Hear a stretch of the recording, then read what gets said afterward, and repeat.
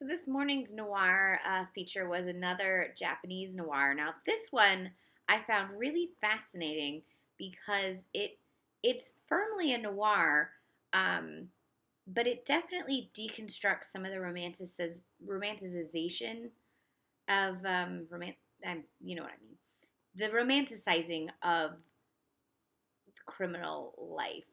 Um, because you get a lot of noirs that are either from the detective point of view or you have these like anti-heroes that you love, right? Like in The Killing, they're anti-heroes. You love them. In this one, you really, writer-director um, no, Kizuki Kinoshita really um, deconstructs this idea that a good woman can save a bad man and that a bad man is capable of actually loving and that circumstances cause bad behavior. Um, Much like in America, post war Japan had a lot of returning soldiers and a rise in organized crime. Um, you had black markets, you had all kinds of things. And so you have a similar sort of socioeconomic um, situation as America. And that's why you have the rise of noir type stories. They also had, like I watched yesterday, crime films in the 30s. So, they had a similar sort of era, and you ended up with similar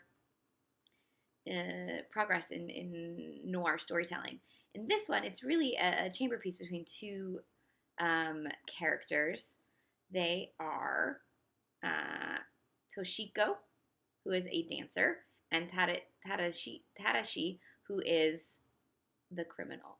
Tadashi pulls Toshiko out of the nightclub where she is dancing and says, I need you to come with me. And they were lovers before the war, and she still has all these tender feelings for him. So she gives up her performance and goes with him. And they end up in this beachside town where he is basically trying to say, hey, I love you. Hey, let's get back together. Hey, you're the only thing that got me through the war. Your love keeps me straight, etc., etc.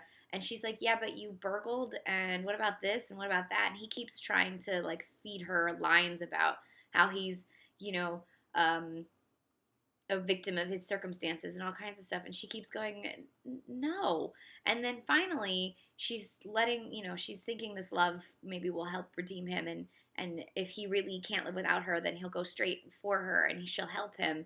Um, when the big finale happens and his true colors show, and she's like, you're a punk, get the fuck away from me. And it's one of those great moments at the end of a film where a woman really comes into her own, realizes her own worth, and is like, nah, and just gets out, and it's glorious. And so I say it's firmly a noir because it is a foreboding film.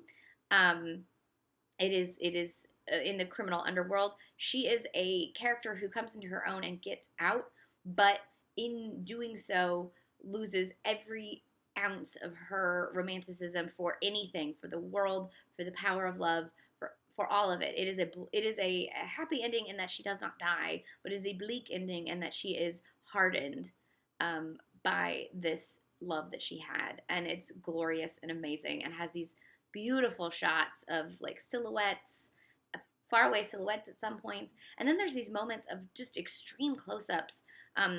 That is used in two different ways. At the beginning, it's used to show the connection between the two of them, that she's wary to reunite with him, but then they have this ember that hasn't been snuffed out yet, and the close-ups are showing that connection. But by the end, the close-ups are used as a way to show her utter disgust for him and her utter realization that he is not the man that she loved. Maybe he never was. Maybe he was always lying to her, and she deserves better. And then he showed, the early close-ups are him being all tender and like, oh, listen to me, baby. And then the close-ups at the end are him like being like, you're a bitch. I hate you. If you try to run away, I'm going to kill you. And you're like, oh my God. It's really wonderful. Highly, highly, highly recommend it.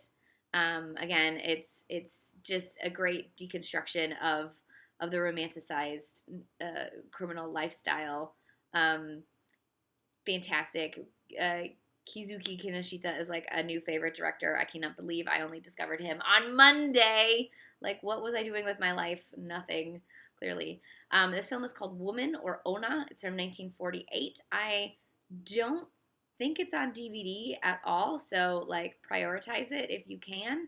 Um, it's written and directed by Keisuke Kinoshita, and it stars Mitsuko, Mito, and Eitarô Ozawa. And it's shot on location in the town. Let's see if I can look that up real quick.